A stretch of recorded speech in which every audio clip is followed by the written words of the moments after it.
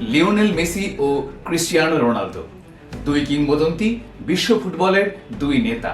একজনের বয়স 38 ও আরেকজনের বয়স 40। ফুটবল ক্যারিয়ারের শেষ প্রান্তে এসেও তারা যেন বিশ্ব ফুটবলকে নিয়ন্ত্রণ করছে ভিন্ন দুই পথে। তাদের মধ্যেও যেন লুকিয়ে আছে ইজমের প্রবণতা। একদিকে আর্জেন্টিনার রঙে রঙিন ইন্টার মায়ামি, আরেকদিকে রোনালদোর আল নাসের হয়ে উঠছে ইউরোপিয়ান তারকাদের ঘাঁটি, কিন্তু সেখানে নেই একজনও আর্জেন্টাইন। অপরদিকে লিওনেল মেসির ইন্টার মায়ামি যেন এক মিনি আর্জেন্টিনা।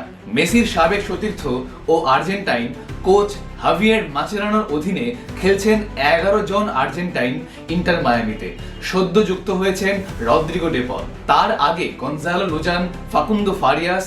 আর্জেন্টিনার যেন একটা দল তৈরি হয়ে গেছে ইন্টার মায়ামিতে। অপরদিকে সৌদি ক্লাব আল নাসেরের চিত্র একেবারেই উল্টো। কোচ জর্জ জেসুস একজন পর্তুগিজ, সেখানে খেলছেন রোনালদো ও ওটাভিওর মতন পর্তুগিজ তারকারা। খেলোয়াড়দের তালিকায় যুক্ত হতে পারেন ব্রাজিলিয়ান ফরওয়ার্ড অ্যান্টনি। রিউমার আছে মার্ক কুকুরেলাও যোগ দিতে পারেন আল নাসেরে, আর পর্তুগিজ তারকা জোয়াও ফেলিক্স ইতোমধ্যেই যোগ দিয়ে ফেলেছেন। তবু কোনো আর্জেন্টাইন নেই এই ক্লাবটিতে। ডি মারিয়া, যিনি রোনালদোর সাবেক সতীর্থ, তিনিও আল নাসেরের ডাকে সাড়া দেননি। দিবালার মতন বড় নাম হয়তো চাইলেই পাওয়া যেত, কিন্তু তাকে পেতেও আগ্রহ দেখায়নি এই ক্লাবটি। মজার ব্যাপার হলো, এমনকি রোনালদোর একনিষ্ঠ ভক্ত আলেহান্দ্রো গার্নাচো পর্যন্ত সৌদির ডাকে সাড়া দেয়নি। এমনকি ইন্টার মায়ামি যখন রিয়াল মাদ্রিদ মিডফিল্ডার লুকা মদ্রিচকে ডাক দিয়েছিলেন, তিনিও সাড়া দেননি ইন্টার মায়ামির ডাকে।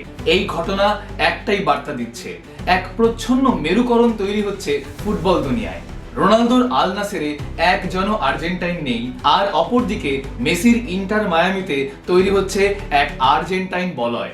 এই মেরুকরণ কি সৌদি ও আমেরিকান ফুটবলকে আদৌ উন্নতির পথ দেখাবে, নাকি সম্ভাবনাকে করে দেবে আরো সীমাবদ্ধ? আপনার মতামত জানান কমেন্টে।